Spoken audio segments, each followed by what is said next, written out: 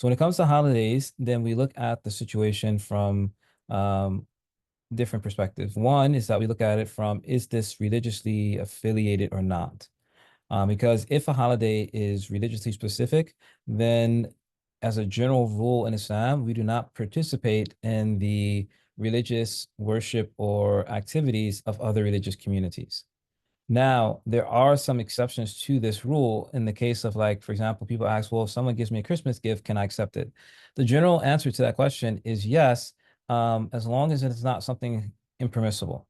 And even if it is something impermissible, it wouldn't be a situation where, like, we would say, for example, like, I know in certain situations, like giving a bottle of alcohol is considered to be, a normative gift that you would give someone.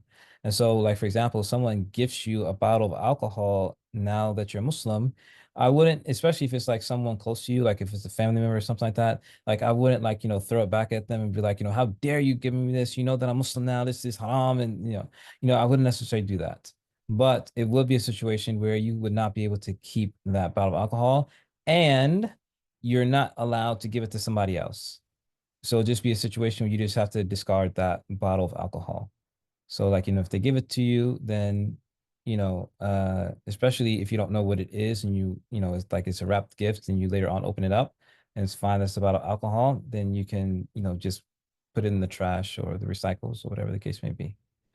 Um, if it's a situation where the holiday is not religious in nature, then we ask the question, does it promote something impermissible in Islam? So a prime example of this is going to be like the upcoming Halloween holiday that's coming up. And, you can arguably say there is some religious aspects to it because Halloween was actually the aspect of Hallows Eve, which was supposed to be the Eve of the souls and so on and so forth. So you can arguably say that there is religious aspects to it, but if you want to say that it does not have any actual religious connections, it's still the aspect that the primary aspect of it has to deal with ghosts and monsters and vampires and all these type of things, which are things that are not encouraged in Islam.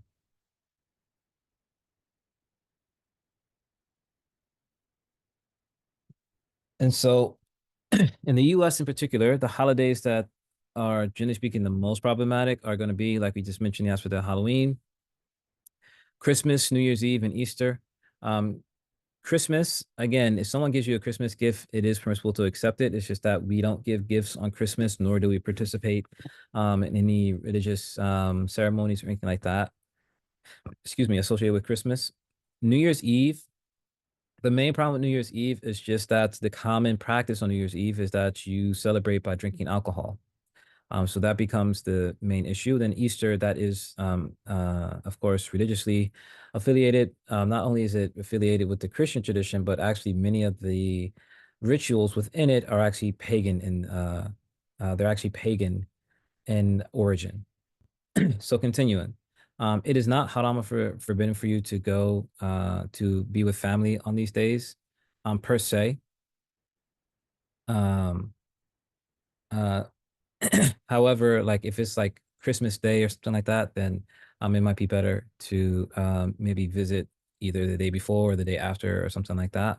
In particular, if people are going to be doing any type of religious ceremonies or these type of things. Um,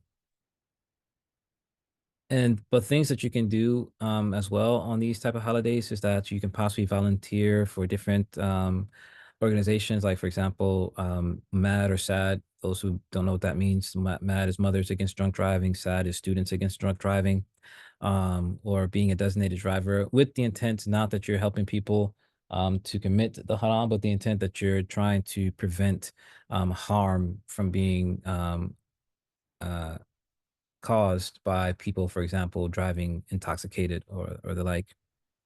And then also at the same time, there are different Islamic organizations and masjids who will sometimes have specific events happening during these times.